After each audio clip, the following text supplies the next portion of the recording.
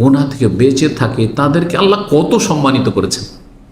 দুনিয়া তো সম্মানিত, আর আখিরাতে সবচাইতে উচ্চ স্থান আর জান্নাত তাদের জন্য নিশ্চিত। তারা গুনাহ থেকে বেঁচে থাকে আর বেঁচে থাকার জন্য সর্বাত্মক চেষ্টা করে, তাদেরকে কোরআনের ভাষায় মুত্তাকিন বলা হয়েছে। কোরআন কাকে হেদায়েত করে? আলিফ লাম মিম যালিকাল কিতাবুল লা রাইবা ফি হুদান লিল মুত্তাকিন।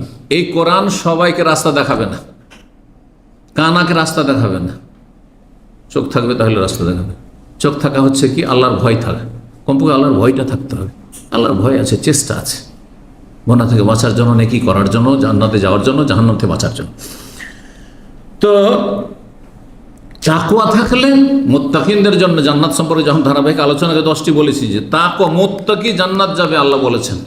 মুত্তাকি ছাড়া কেউ জান্নাতে, যার অন্তরে আল্লাহর ভয় আছে, গুনাহ থেকে বাঁচার চেষ্টা আছে, আর আল্লাহর ভয়ে ভালো কাজ করে, আল্লাহর ভয়ে ভালো কথা বলে, আল্লাহর ভয়ে মন্দ কথা কাজ থেকে নিজেকে বাঁচিয়ে রাখে, সে হচ্ছে মুত্তাকি।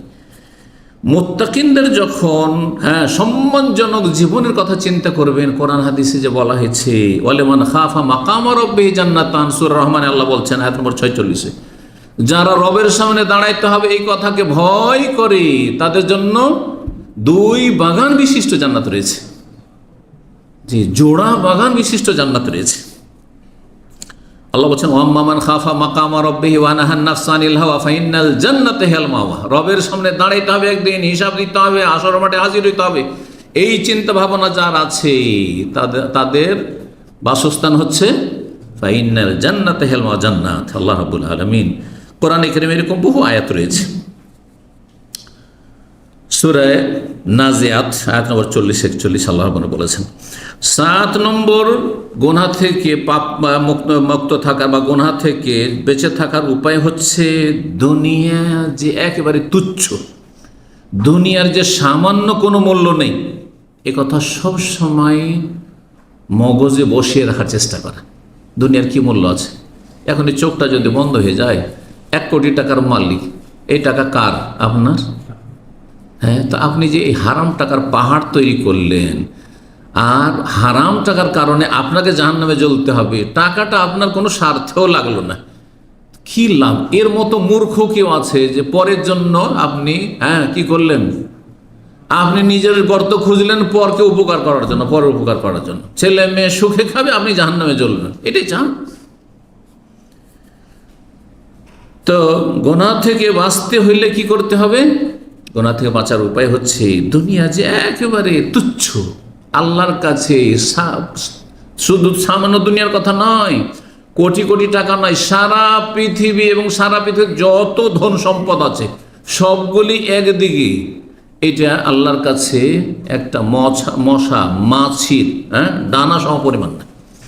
লাউ কানাতি দুনিয়া তাদুল ইনদাল্লাহ জানাহা বাউদা, যদি আল্লাহর কাছে সারা দুনিয়া, সারা বিশ্ব এবং সারা বিশ্বে যত ধন সম্পদ রয়েছে, সারা বিশ্বের যতগুলি দেশ রয়েছে সবগুলি মিলিয়ে ধন সম্পদ, খনিজ সম্পদ, এগুলি একদিকে, এগুলি আল্লাহর কাছে যদি একটা মাছের ডানা বরাবর তার মূল্য থাকতো আল্লাহর কাছে, তো মাসাকা কাফেরান শারবাতাম্মা, তাহলে কোনো কাফেরকে এক ঢোক পানিওয়ালা খেতে দিতেন না। কাফের বেশি ভোগবিলাসের জীবনযাপন করছে, বেশি ধন দৌলতের পাহাড় তাদের কাছে রয়েছে। কারণ দুনিয়ার কোনো মূল্য নেই। কোন আমাল হায়াতুদ দুনিয়া ইল্লা মাতাউল, দুনিয়া হচ্ছে প্রতারণা, ধোঁকা, কিছুই নাই। সূরা আলে ইমরান, সূরা হাদীদে আয়াতগুলি রয়েছে। গুনাহ থেকে বাঁচার আরেকটি উপায় হচ্ছে আল্লাহকে লজ্জা করা, আল্লাহকে লজ্জা করা, এবং আল্লাহ দেখছেন সবসময়। আল্লাহ সবসময়, আল্লাহর ক্যামেরা লাগানো আছে। ইসলামিক সেন্টারে যখনই ঢুকবেন, যারা জানেন যে ক্যামেরা লাগানো আছে, এই একটা কোনো কিছুতে হাত দেবেন না, দেবেন, কারণ জানছে যে ও ক্যামেরা আছে, ঠিক না? মানুষের ক্যামেরাকে এত ভয়, মানুষের ক্যামেরাকে এত ভয়, তাহলে রবের ক্যামেরা তো সব জায়গায় লাগানো আছে, এখানে আছে না? কিরামান কাতিবিন ইয়ালামুনা মা তাফআলুন, 2 ফেরেশতা, ইয ইয়াতালাক্কাল মুতালাক্কিয়ান, 2 ফেরেশতা সব সময় রেডি আছে, প্রস্তুত হয়েছে নোট করার জন্য, ক্যামেরা সাথে সাথে। আজ সিগন্যাল বুথে ক্যামেরা লাগিয়ে দেওয়া হয়েছে, আর যদি রেড সিগন্যাল, একসময় রেড সিগন্যাল কেটে অনেকেই চলে যেত, কিন্তু যখন এটা লাগিয়ে দিল, প্রথম 500 হলো, তারপরে তাতেও থামা যাচ্ছে না কিছু লোকদেরকে, উশৃঙ্খলদেরকে, তখন 3000 করে দেওয়া হলো। প্রথম 3000, তারপর এটা বাড়তে বাড়তে 6000। ঠান্ডা হয়ে গেছে, সব সোজা হয়ে থেমে যাচ্ছে, ঠিক না? দুর্ঘটনা কমেছে। নাহলে সিগনালে যখন তখন এখানে চোখের সামনে বহু অ্যাক্সিডেন্ট, মারাত্মক অ্যাক্সিডেন্ট হইতো, মর্মান্তিক অ্যাক্সিডেন্ট হইতো। এখন নেই, আগেই থেমে যাচ্ছে। 3000 ওটা মাসে 2 মাসে দিতে পারবো না হয়তো। জি, তো আল্লাহকে লজ্জা করা। দেখেন আমরা মানুষকে এত লজ্জা করি, যে মোবাইল খুলে আছেন না, আপনি ফেসবুকে একটা খারাপ ছবি, একটা মহিলা ছবি খুলতে পারবেন? কারণ সবাই দেখছে পিছনে, আপনার খুলতে পারবেন? খুলতে পারবেন না। মানুষকে এত লজ্জা করছেন, মানুষের মালিককে কেন লজ্জা করছেন না আপনি? তো নির্জনে যখন কোনো খারাপ কাজ করা শুরু করবেন, চুরি করবেন, আল্লাহ তো দেখছেন। বাড়িওয়ালা জানতে পারলো না, মালিক জানতে পারলো না আমি যা কিছু করলাম, কিন্তু মালিক রব্বুল আলামিন, তিনি তো জেনেছেন, সব জানছেন। আলিমুন খবীরুন সামিউন বাসীর, সব শুনছেন, সব দেখছেন, সব জানছেন, সব সূক্ষ্ম খবর রাখছেন। এগুলো আল্লাহর নাম না? জি। কোরআনে কারীমের ভয়াত রয়েছে, আনতা আবুদাল্লাহ কান ইহসান, যদি সত্যিকারের আপনি নিষ্ঠাবান মুসলিম হন, আনতা আবুদা কান্নাকা তারা, আল্লাহকে যেন দেখতে পাচ্ছ। এতটা ঈমান মজবুত আমাদের নয় যে আল্লাহকে দেখতে পাচ্ছি যেন এরকম ইবাদত করব। কমপক্ষে কতটা হইতে হবে? ফাইন্নাহু ইয়ারাক, আল্লাহ সবসময় দেখছেন। এই কথাটা তো আমরা মনেই রাখতে পারি না। শয়তান এমনভাবে আমাদেরকে গাফেল করে দিচ্ছে, মনেই রাখতে পারি না। তারপরে আল্লাহকে লজ্জা কোথায় করছে? স্ত্রীকেও লজ্জা করছেন। সব কিছু স্ত্রীর সামনে করতে পারবেন না। একটা টেলিফোন, ভালো কথা, এত স্ত্রীকে ভয় করতে হয় আমাদেরকে, যে একটা মহিলা হয়তো ভালোই কোনো কথা বলেছে, এমনি স্বাভাবিক কথা বলেছে, তারপরে যদি দেখেন না, এই মহিলা কেন ডাইলে, তোমার মহিলার নাম্বার কেন? হ্যাঁ, বাড়িতে গেলে অবস্থা খারাপ হয়ে যাবে, ঠিক কিনা? ভয় করছেন না রে, এটাকে হাইড করে দেন, নাহলে এক নাই ঝামেলা শুরু হয়ে যাবে। আমি ভালো, তারপর আমার সম্পর্কে সন্দেহ করা শুরু করবে, আছে না? আর যদি খারাপ হন তাহলে তো বুঝতেই হবে। হ্যাঁ, কখন করবেন? স্ত্রীর সামনে, যে আর একটা বিয়ে করছি, তোর সামনে যোগাযোগ করছি, হ্যাঁ তোমাকে খুব পছন্দ লাগছে, যেগুলো নির্জনে করছেন। এক লোক শুনতাম যে এক মেয়ের সাথে ওই রকম, হ্যাঁ বিয়ে করার নিয়ত, মনে করছে বিয়ে করার নিয়ত, কিন্তু নোংরামি জায়েজ, নোংরা কথা বলা যায়, প্রেম করা যায়, হারাম কথা, এটা ইসলাম বিরোধী কথা।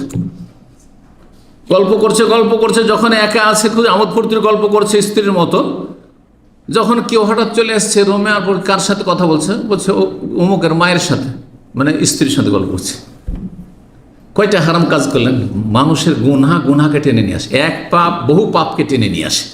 জি, একটা পাপকে ঢাকার জন্য বহু পাপ করতে হয়। তখন আল্লাহ হেফাজত করুন। গুনাহ থেকে বাঁচার জন্য কি করতে হবে? তাহলে 8 নম্বরে যেটি বললাম, আল্লাহকে লজ্জা করতে হবে, এবং আল্লাহ সব কিছু দেখছেন, রেকর্ড হচ্ছে, এটা সব সময় মগজে বসিয়ে রাখতে হবে।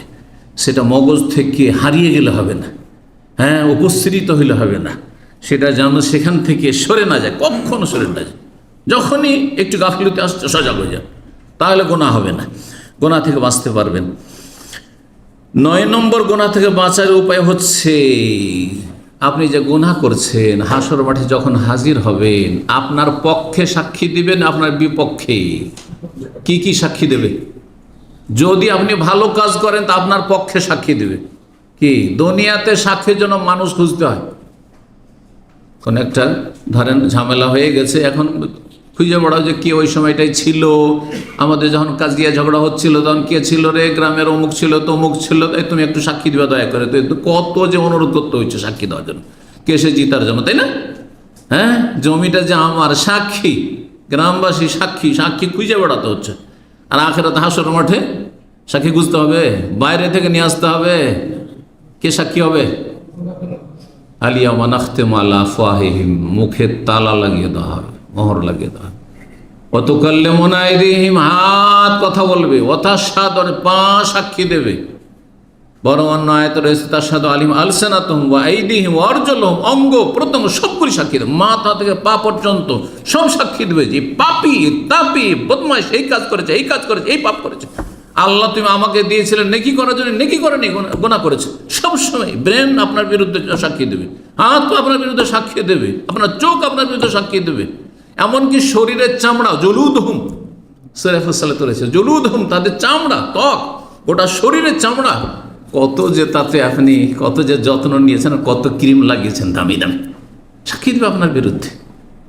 এই কথাগুলি যদি মনে থাকে যে হাসর মাঠে আমার শরীরের প্রত্যেকটা অঙ্গ প্রত্যঙ্গ, আমার চুল পশম সব সাক্ষী দেবে আমার বিরুদ্ধে, তাহলে গুনাহ থেকে বাঁচতে পারবেন। আল্লাহ রাব্বুল বলছেন, ইন্না আলাইকুম লাহাফিজিন কিরামান হাফিজিন, এরা তোমাদের আমলকে হেফাজতে রাখছে, রেকর্ড করে রাখছে, এবং এরা সাক্ষী দিবে, ফেরেশতারাও সাক্ষী দিবে। আর যে আয়াত সূরা ইয়াসিন আয়াত নম্বর 65 পড়লাম, আলিয়ামা নাখতুম আলা ফাতুকাল্লিমুনা আইদিহিম, এইরকম আরও অনেক আয়াত রয়েছে যেদিকে ইঙ্গিত করলাম। 10 নম্বর, আর এটা দিয়েই সময় আশা করি আছে কিছুক্ষণ, সুতরাং আমরা আরও কিছু আলোচনা করি। 10 নম্বর পয়েন্ট হচ্ছে গুনাহ থেকে বাঁচার জন্য সৎ সঙ্গী গ্রহণ করা, খারাপ সঙ্গী বর্জন করা। গুনাহ হচ্ছে কেন? কারণ আশেপাশে সব খারাপ, আপনার দেখতে হবে।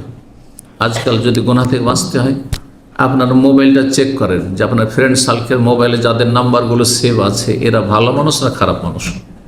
দেখছেন যে মেজর শতকরা 90-95 জন বা 60 জন 70 জনই খারাপ, সব বেনামাজি, বদাকিদা, দুনিয়াদার, আর তারপরে বেঈমান, সব বিভিন্ন লোকের টাকা পয়সা 9-6 ইত্যাদি। এরা কোনো ভালো ছেলে নাই, ভালো মানুষ নয়, ডিলিট করেন, বুঝে ফেলেন। এদের কোনো নাম্বার আমি রাখবো না, সেরকম কোনো যোগাযোগ রাখবো। কেন এদের সাথে আমি যোগাযোগ রাখবো?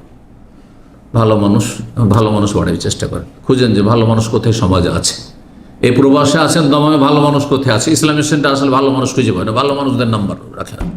দিনই ভাই যারা, যারা দিনের স্বার্থে আপনাকে ভালোবাসে, আপনি তাকে দিনের স্বার্থে ভালোবাসেন, আকীদা, মানহাজ, ইবাদত, নামাজ পড়ে সেই জন্য ভালোবাসেন তাদের, দুনিয়ার কোনো স্বার্থ যাদের সাথে নেই, তাদের নাম্বারগুলি নোট রাখেন। এইভাবে সৎ হইতে পারবে।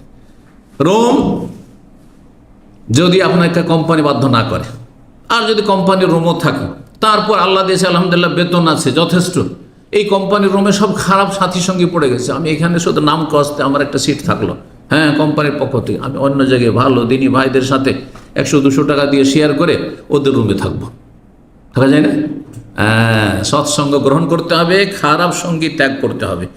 এই যে অবসর সময়টা 8 ঘন্টা ডিউটি, এমনকি ডিউটির সময়ও ওখানে দেখবেন ভালো মানুষও আছে, খারাপও আছে, একই কোম্পানিতে, প্রতিষ্ঠানে। খারাপদের সাথে সালাম আলাইকুম সালাম, ব্যাস।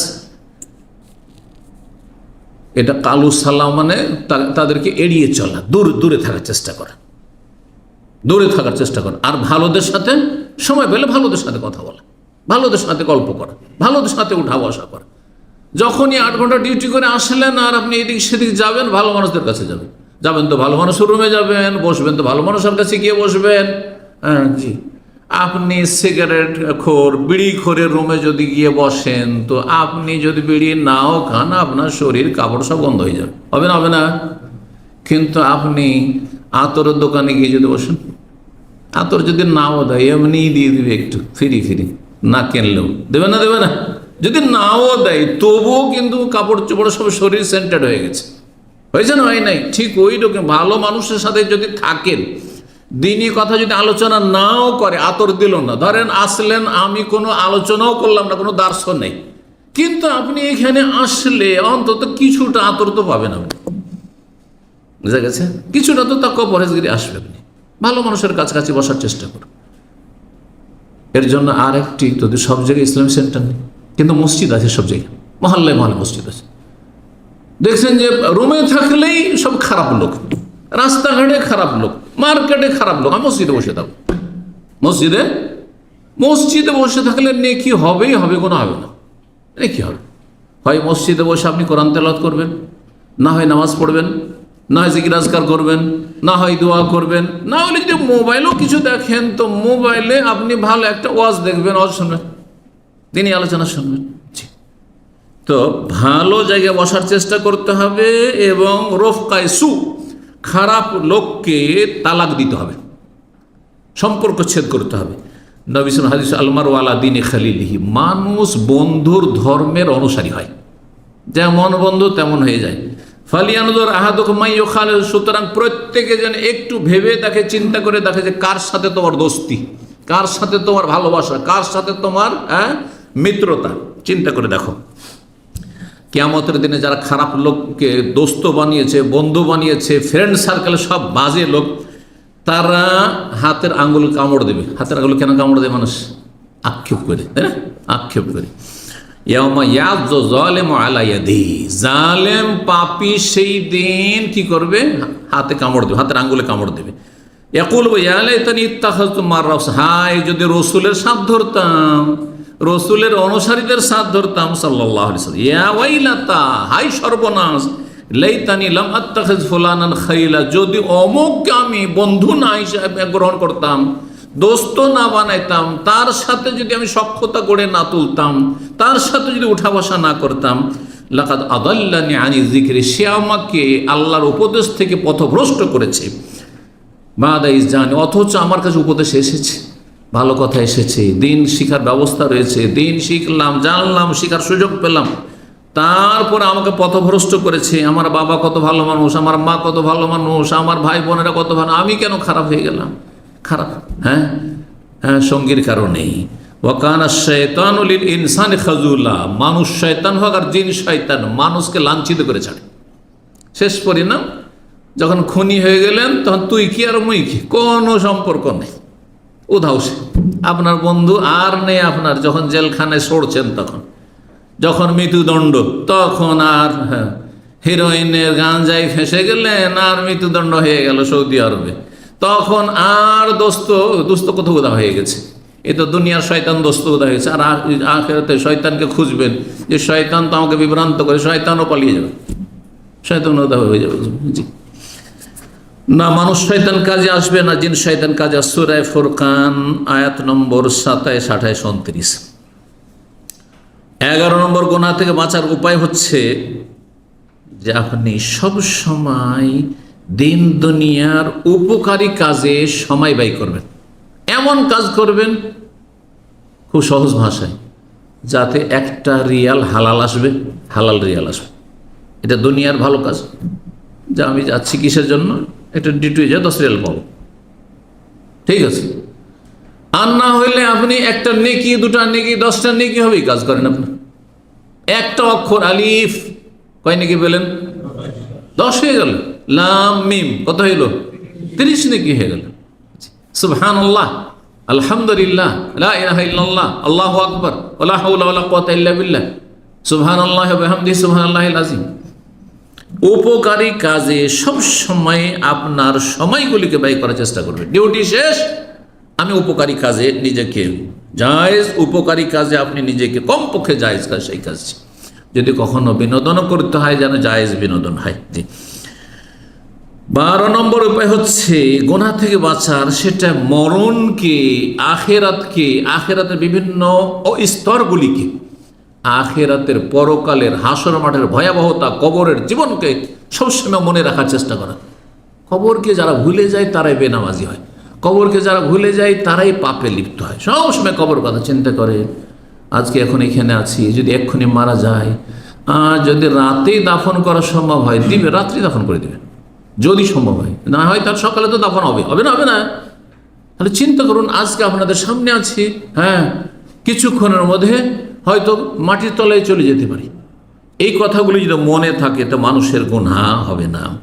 এই জন্য নবী সাল্লাল্লাহু আলাইহি সাল্লাম পরকালকে বেশি বেশি স্মরণ করতে বলেছেন বিভিন্ন হাদিসে। তার মধ্যে একটি হচ্ছে পরকাল স্মরণ করার উপায় সম্পর্কে কবর দেখতে যাও, মাঝে মাঝে কবর দেখে আসেন, কবর জিয়ারত করে আসেন। জিয়ারত মানে শুধু দোয়া নয়, এমনি কবর দেখতে যান, যেই কবর দেখলে আপনার মায়ের কবর, দাদির কবর বসে গেছে, বন জঙ্গল হয়েছে, আমারও এরকম হবে। আল্লাহু আকবার। কন্তন হাই তোকান জিয়ারাতিল কবর, প্রথম তোমাদেরকে কবর জিয়ারত নিষেধ করতাম, আলা ফাজুরুহা, এখন তোমরা জিয়ারত করো। কারণ প্রথম তারা নিউ মুসলিম ছিল, শিরিক করতো, মূর্তি পূজা করতো, কবর জিয়ারত করতে গিয়ে আবার কবরে আবার মাজার পূজা না শুরু করে দেয়, এইটা ভয় ছিল, সেটা প্রথম নিষেধ ছিল। এখন তোমরা কবর জিয়ারত করো, ফাইন্নাহা তরিকুল কালব, কবর জিয়ারত করলে অন্তরটা নরম হবে, কান্না ভাব আসবে। অতুদমাউল আইন, চোখ দিয়ে অশ্রু প্রবাহিত হবে। ওয়াতুযাক্কিরুল আখিরা, পরকালকে স্মরণ করিয়ে দেবে। হাদিস মুসনাদ আহমদ, মুসনাদ হাকিম আছে, হাদিসটি সহিহ। 13 নম্বর গুনাহ থেকে বাঁচার উপায় হচ্ছে যে গুনাহ থেকে বাঁচলে যেই সম্মানগুলি আল্লাহর কাছে পাবেন, আল্লাহ সন্তুষ্ট হবেন। গুনাহ থেকে বাঁচলে পাপ মুক্ত থাকলে আল্লাহ সন্তুষ্ট হবেন না? সন্তুষ্ট। যে কোনো নেকির কাজ করেন, গুনাহ থেকে বাঁচেন, গুনাহ থেকে বাঁচাও নেকির কাজ। এটা হচ্ছে নেগেটিভ নেকির কাজ। পজিটিভ নেকির কাজ সুবহানাল্লাহ পড়লেন, আর নেগেটিভ নেকির কাজ যে একজন মিথ্যা বলছে আপনি মিথ্যা বললেন না, একজন গীবত করছে আপনি গীবত করলেন না। হ্যাঁ, দুটোই নেকি। কিন্তু আপনার অবসর সময়টাতে আপনি গুনাহ করলেন না, আর একজন গুনাহ করছে, এই যে গুনাহ করলেন না এটাও নেকির কাজ আপনার। তো আল্লাহ সন্তুষ্ট হবেন এবং আল্লাহ ভালোবাসবেন। আল্লাহ যখন ভালোবাসবেন তখন এই ভালোবাসা ভালো মানুষদের অন্তরে আল্লাহ কি করবেন? তৈরি করে দেবেন। হাদিস কয়েকদিন আগে সহিহ বুখারীতে আলোচনা করেছি। হ্যাঁ, আল্লাহর যখন কোনো বান্দাকে ভালোবাসতে লাগেন 7 আকাশের উপর থেকে, আরশে আজিম থেকে, তখন জিবরাইলকে কি বলেন? হ্যাঁ, ইন্নী উহিব্বু ফুলানান, আমি অমুককে ভালোবাসি। ফাহিব্বু, এই জিবরাইল তুমি ভালোবাসো। আর জিবরাইলকে বলে তুমি ঘোষণা করে দাও সমস্ত আকাশের ফেরেশতাদের মাঝে। জিবরাইল সাল্লাল্লাহু আলাইহি প্রত্যেক আকাশে আকাশে যত ফেরেশতা আছেন, ইন্নাল্লাহু ইউহিব্বু ফুলানান ফাহিব্বু, আল্লাহ অমুককে ভালোবাসেন, তোমরা তাকে ভালোবাসো। এই করতে করতে প্রথম আকাশ পর্যন্ত সমস্ত ফেরেশতাদেরকে জানিয়ে দেওয়া হয় যে অমুককে ভালোবাসো। আসমানের সমস্ত ফেরেশতা ভালোবাসেন। সুম্মা ইউদাউ লাহুল কাবুলু ফিল আরদ, তারপরে পৃথিবীতে তার জনপ্রিয়তা হয়ে যায়। গ্রামে সবাই, ছেলেটা খুব ভালো, অমায়িক ছেলে, ছেলেটাকে কোনোদিন খারাপে দেখিনি, সবসময় দেখি বাড়ি না হয় মসজিদ, এগুলো প্রশংসা করে না? করে না? ভালো ছেলের, এটা যুবক ছেলে, 18 বছরের ছেলে, 16 বছরের ছেলে যদি মসজিদে দেখে, ওটা গ্রামের লোক সব, নারী পুরুষ সবাই প্রশংসা করবে। করবে না? করবে না? জীবনে কোনো খারাপ কাজে দেখিনি তাকে। তো এইভাবে আপনি নিজেকে গুনাহ থেকে বাঁচাবেন। একটা সুন্নত পালন করলেই যেখানে আল্লাহ কি হয়ে যান? রাজি হয়ে যান। হাদিস আছে, আসওয়াকু মাতহারাতুল লিল ফাম ওয়া মারদাতুল লিরব। মিসওয়াক যদি করেন তো মুখ পরিষ্কার হয়, আর কি হয়? মারদাতুল রব, রব রাজি হয়ে যান। মিসওয়াক করে যদি আল্লাহ রাজি হয়ে যান, তাহলে আপনি গুনাহ থেকে বাঁচলে আল্লাহ কত রাজি, কত সন্তুষ্ট আপনার উপর। চিন্তা করুন। আল্লাহ রাব্বুল যেন সঠিক বুঝ দান করেন এবং আমাদেরকে নেক আমলের তৌফিক দান করেন। সংক্ষেপে তাহলে আমি বলেই ফেলি সবগুলি পয়েন্ট। কয়টি বলেছি? 13টি। 14 নম্বর হচ্ছে গুনাহ থেকে বাঁচার উপায়। যখন গুনাহ থেকে বাঁচবেন, রিজিকে বরকত হবে।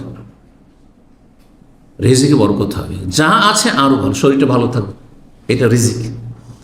আয়ু বৃদ্ধি হবে, মানসিক শারীরিক শান্তি পাবেন আপনি, টাকা পয়সাতে বরকত হবে, ছেলে মেয়েগুলো ভালো। ছেলে মেয়ে খারাপ হয়ে যাচ্ছে, গুনাহ দেখেন যে গুনাহ আছে নাকি, আপনার গুনাহ আছে না, আপনার স্ত্রীর গুনাহ আছে নাকি দেখেন, চিন্তা করে দেখেন একটু। অনেক সময় পরীক্ষা হতে পারে, ভালোবাসা ব্যতিক্রম, কিন্তু অধিকাংশ ক্ষেত্রে দেখা যায় গুনার কারণে আপনার রিজিক সংকুচিত হয়েছে, ছেলে মেয়ে ভালো হইল না। ছেলে মেয়েগুলো রিজিক, এই জন্য সহবাসের দোয়াতে মিম্মা রাজাক্তা না, ছেলে মেয়েকে এখানে রিজিক বলা হয়েছে। চাকরি নেই, কাজ নেই, হ্যাঁ, পয়সা কোথায় যে শেষ হয়ে যাচ্ছে, আসছে আর চলে যাচ্ছে, বরকত হয় না। কেন? পাপ আছে আপনার জীবনে। পাপ মুক্ত থাকলে রিজিকে বরকত হয়। সূরা তালাকের আয়াত 2-3 আল্লাহ ওয়া ইয়াত্তাকিল্লাহ জাআল্লাহু মাখরাজা ওয়া ইয়ারযুকুহু মিন হাইসু লা ইয়াহতাসিব। যে আল্লাহকে ভয় করবে তার আল্লাহ রাস্তা প্রশস্ত করে দেবে, খুলে দেবেন, আর তাকে রিজিক দেবেন এমন জায়গা থেকে যে কল্পনা করতে পারেন না।